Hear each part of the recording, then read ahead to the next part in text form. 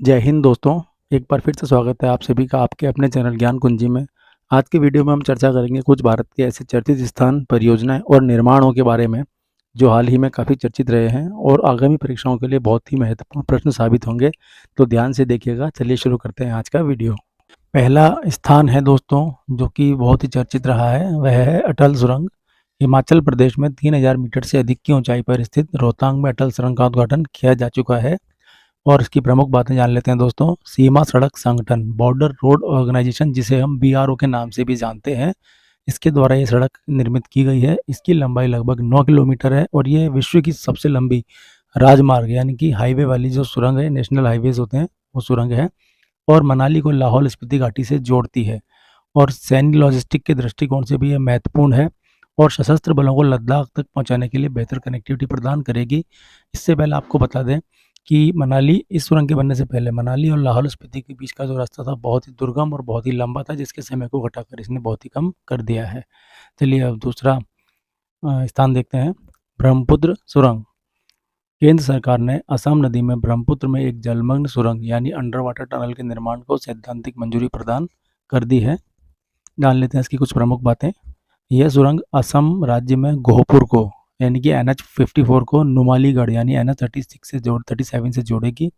यह सुरंग सामरिक महत्व रखती है क्योंकि यह पूर्वोत्तर राज्यों असम और अरुणाचल प्रदेश के बीच पूरे वर्ष संपर्क की सुविधा प्रदान करेगी और सैन्य बलों को भी आने जाने की सुविधा प्रदान करेगी। राष्ट्रीय राजमार्ग एवं अवसंरचना विकास निगम Limited, National Highways and Infrastructure Development Corporation Limited यानी कि NHAIDCL ने इस सुरंग के निर्माण के लिए संयुक्त राज्य अमेरिका की लुइस बर्जर फर्म को अनुबंधित किया है। देखते हैं दोस्तों अगला स्थान। चिनाब नदी। जम्मू कश्मीर में चिनाब नदी पर सबसे ऊंचा रेलवे स्टेशन बनाया जा रहा है दोस्तों। और यह चिनाब हिमाचल प्रदेश के लाहौल और स्पीति जिलों में ऊपरी हिमालय से निकलने वाली दो नदियों चंद्र और बाघा के संगम से बनती है। त्रिमू के पास झेलम नदी के इससे आकर मिलने के बाद चिनाब सिंधु की एक सहायक नदी सतलज में मिल जाती है। ऋग्वेद में चिनाब नदी को अक्सिनी कहा गया है, जो इसके गहरे रंग के जल को संदर्भित करता है। सलाल बांध 690 मेगावाट की पन बिजली परियोजना है, जो कि जम्मू और कश्मीर राज्य के रियासी के पास चिनाब नदी पर कार्यान्वित है। अगला स्थान है दोस्तों चिरवासा। चिरवासा में ब्लैक कार्बन अनुसंधान परियोजना स्थापित की गई है। इसके बारे में कुछ बातें बता देते हैं। यह गंगोत्री राष्ट्रीय उद्यान, जो कि उत्तराखंड में भागीरथी नदी के तट पर स्थित है। यह स्थान गोमुख और तपोवन के प्रसिद्ध ट्रैकिंग मार्ग पर 3500 मीटर की ऊंचाई पर स्थित है और गंगोत्री ग्लेशियर के मार्ग में चिरवासा और भोजवासा नामक दो स्थानों पर स्थापित दो मौसम स्टेशनों के माध्यम से वैज्ञानिक इस क्षेत्र में मौजूद विशेष कार्बन रूप के ग्लेशियरों की निगरानी कर रहे हैं। अगला स्थान है दोस्तों कामेंग बांध। हाल ही में कामेंग जल विद्युत परियोजना पूरी तरह से चालू हो गई है।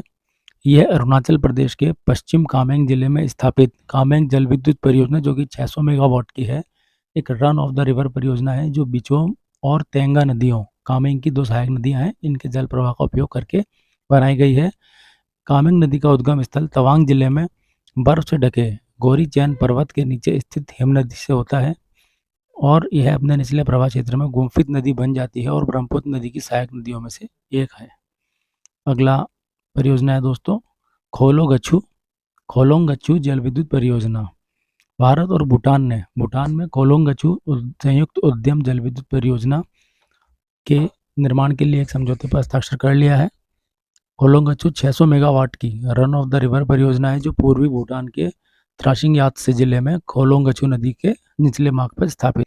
अगली परियोजना है दोस्तों लोहरी जल विद्युत परियोजना। हाल ही में केंद्रीय मंत्रिमंडल ने लोहरी जल विद्युत परियोजना को मंजूरी दे दी है।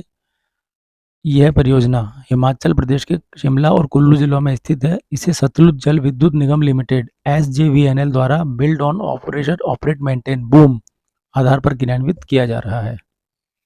अगली योजना है दोस्तों रंगित विद्युत परियोजना।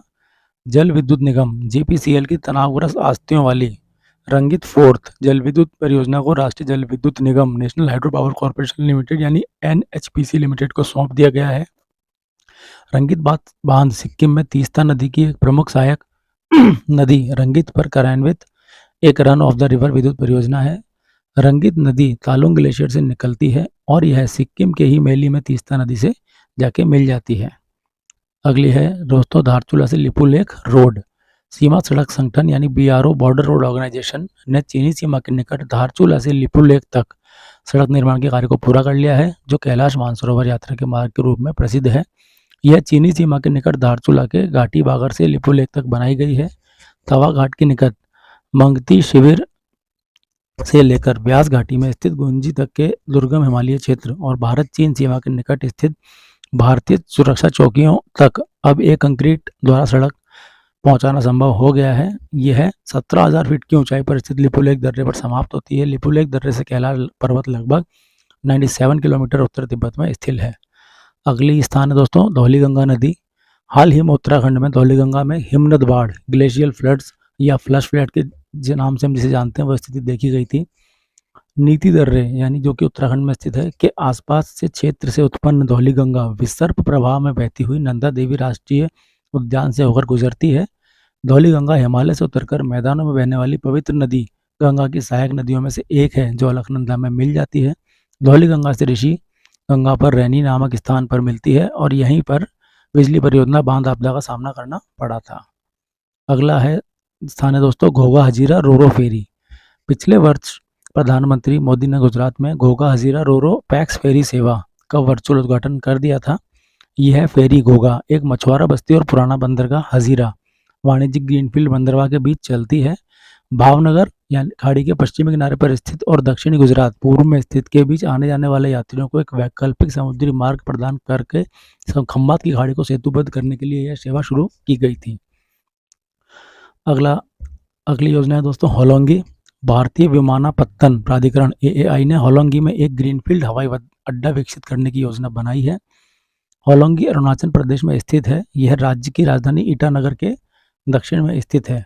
परिचालित होने पर यह हवाई अड्डा अरुणाचल प्रदेश की राजधानी ईटानगर को सेवाएं प्रदान करेगा।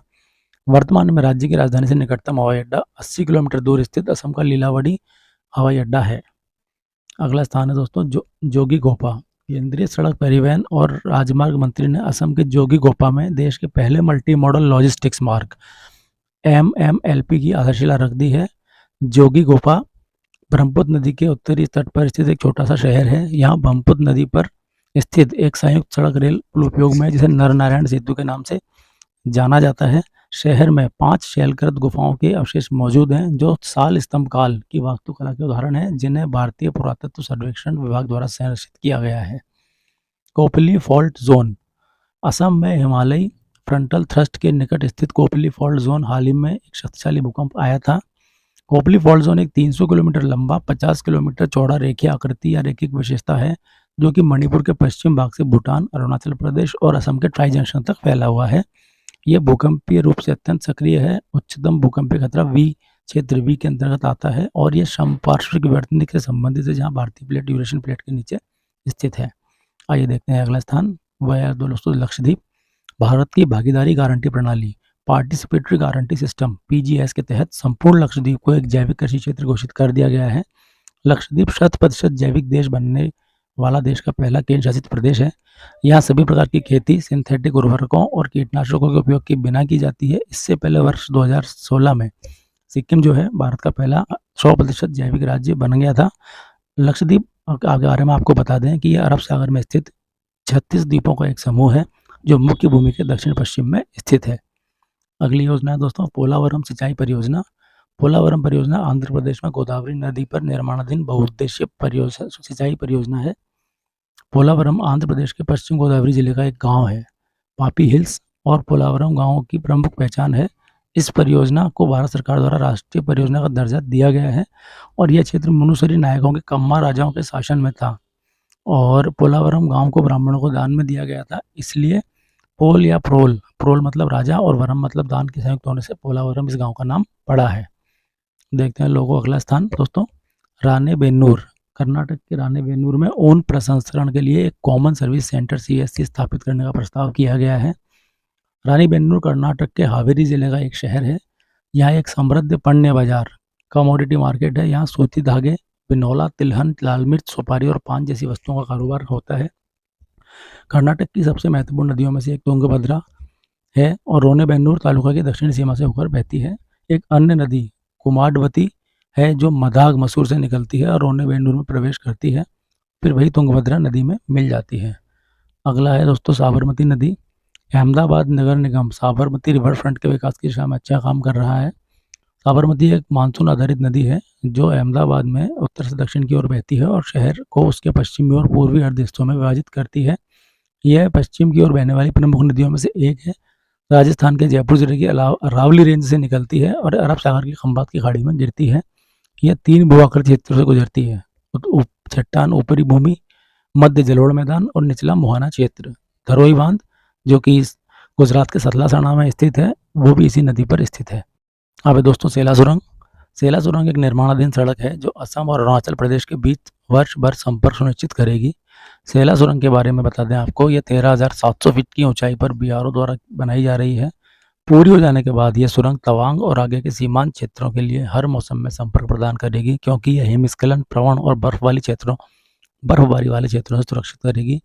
यह तेजपुर से तवांग तक की यात्रा के समय को 1 घंटे से अधिक कम कर देगी और इस क्षेत्र में पर्यटन और संबंधित आर्थिक गतिविधियों को बढ़ावा मिलेगा। इसके निर्माण से बोडमिला और तवांग के बीच 171 किलोमीटर की सड़क हर मौसम में आवागमन के लिए सुलभ रहेगी। अगली जगह है दोस्तों तालचेर। यह भारत का पहला कोयला गैसीकरण आधारित उर्वरक संयंत्र है। ये तालचेर, इसे तलचर या तालचार में भी कहते हैं, स्थापित किया जा रहा है। तालचेर ओडिशा की ब्राह्मणी नदी के तट पर स्थित है। 14वीं शताब्दी में पंचडीसा चाहा जो मुख्य रूप से कृषक समुदाय थे, इस उपजाऊ क्षेत्र में आए और यहाँ वास करने लगे। तालचेर के राजा पद्मनाभ बीरबार हरिचंदन ने कुलदेवी तालेश्वरी के नाम पर नाम बदलकर तालचेर कर दिया। इसको सिटी ऑफ ब्लैक डायमंड या कोल सिटी ऑफ ओडिशा भी कहते हैं और ये बता दें दोस्तों भारत का सबसे बड़ा कोयला उत्पादक क्षेत्र भी है। अगली टॉपिक है दोस्तों 6 भारतीय स्थानों को यूनेस्को के विश्व धरोहर की अस्थायी सूची में जोड़ा गया है। यूनेस्को के संचालनात्मक दिशा निर्देश 2019 के अनुसार किसी भी स्मारकीय स्थल को विश्व विरासत की सूची में अंतिम रूप से शामिल करने से पहले उसे एक वर्ष के लिए इस अस्थायी सूची में रखना पड़ता है। तो ये नए स्थान है दोस्तों वाराणसी के घाट उत्तर प्रदेश, कांचीपुरम के मंदिर तमिलनाडु, सतपुड़ा टाइगर रिजर्व मध्य प्रदेश, मराठा सैन्य वास्तुकला महाराष्ट्र, हायर बेंकल का महापाषाण स्थल कर्नाटक और नर्मदा नदी में भेड़ घाट, तमिला घाट, जबलपुर मध्य प्रदेश। तो दोस्तों आज के लिए इतनी जानकारी थी। वीडियो अच्छी लगी हो तो लाइक कर देना, चैनल पर पहली बार आए हो तो सब्सक्राइब कर देना, क्योंकि इसी तरह की करंट वीडियो से संबंधित टिप्स एंड ट्रिक्स और कंटेम्प्रेरी जीके से संबंधित वीडियो हमारे चैनल ज्ञान कुंजी पर रोज आती है। तो प्लीज़ चैनल को सब्सक्राइब करें, घंटी वाला बटन दबा दें, जिससे कि जैसे ही वीडियो अपलोड आपको नोटिफिकेशन मिल जाए। Thank you very much.